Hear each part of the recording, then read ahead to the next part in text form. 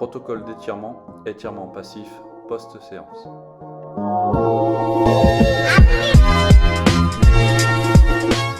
Merci à Mathéo qui va vous illustrer les exercices. Pour le fonctionnement, lorsqu'il s'agit d'un étirement réalisé d'un côté, il faut le faire de l'autre côté. Concernant le principe d'étirement, nous allons utiliser la règle des 10 x 6 secondes. Étirement progressif, maintien durant 6 secondes et relâchement progressif.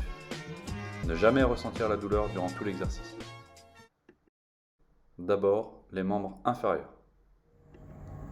Allez, on positionne le genou fléchi et on va chercher à étirer l'iliopsoas en se penchant vers l'avant et mettant le corps sur le genou droit. Quadriceps bien redressé, venir chercher le pied droit avec la main droite.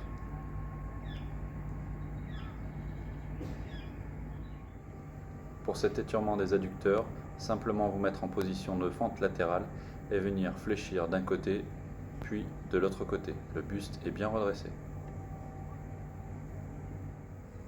Pour l'étirement du moyen fessier, nous allons passer le pied droit au-dessus de la jambe gauche qui est tendue. Avec le bras gauche, nous allons effectuer une légère pression sur la jambe droite. La tête regarde à l'opposé. Pour le tenseur du fascia lata, venir sur le dos, ramener le genou gauche à la poitrine, le pied droit est contre le genou et avec les deux mains, venir étirer. Pour cet étirement du piriforme, simplement positionner le pied gauche au-dessus de la jambe droite qui est tendue et avec la main droite, venir amener la jambe gauche au sol. Cet étirement du grand fessier va vous permettre de soulager les douleurs lombaires. Simplement ramener les deux jambes contre la poitrine et venir les maintenir avec les bras. Pour cet étirement des ischio-jambiers, prendre une chaise ou un banc pour surélever votre jambe, la positionner sur ce dernier et venir simplement étirer la jambe en la tendant avec le dos et le buste, simplement se pencher vers l'avant pour continuer à effectuer une tension au niveau de l'ischio-jambier. Pour cet étirement du triceps sural, gastrocnémien et solaire, simplement vous mettre en position de fente en positionnant correctement le talon de la jambe arrière au sol. Le dos est le plus plat possible et les avant-bras contre le mur. Cherchez à aligner tout le corps et au fur et à mesure, si vous êtes de plus en plus souple, vous pouvez amener la jambe arrière de plus en plus loin. À présent, les membres supérieurs.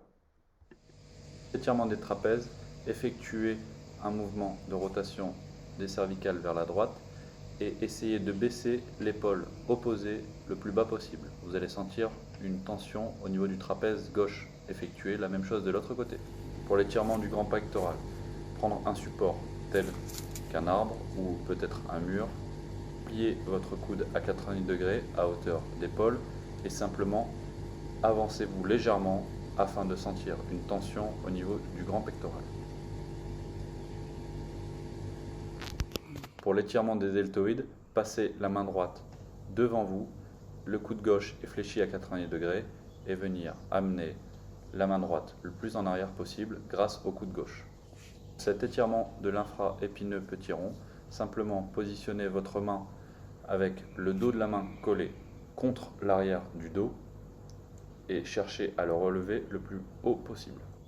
Pour cet étirement grand dorsal, positionnez vos mains contre un support qui sera haut, fléchissez les genoux et tendez le dos afin d'avoir le dos le plus plat possible en essayant de mettre la tête à l'intérieur des épaules. Pour ce travail au niveau des fixateurs de scapula, effectuez une légère pression avec votre main gauche sur le bras droit semi-tendu. Lorsque vous effectuez une légère pression, vous pouvez remonter tout au long du bras. Pour cet étirement des triceps, venez mettre votre paume de main entre les deux omoplates et avec votre autre main, vous allez venir étirer le coude. Pour l'étirement du biceps, mettez-vous à 90 degrés par rapport à un mur, le bras tendu derrière et effectuez simplement une rotation de votre main afin d'avoir les doigts vers le sol. Une fois ces doigts vers le sol, maintenez cette tension légèrement. Pour cet étirement de l'épicondylien et l'épictrocléen, il s'agit simplement d'un étirement des avant-bras avec une variation de la position de la paume de main. Soit elle sera orientée vers vous, soit elle sera orientée de l'autre côté. Ces mouvements vont vous permettre d'assouplir toute la chaîne des avant-bras, de soulager les douleurs au niveau des poignets et de vous permettre aussi une meilleure extension du coude.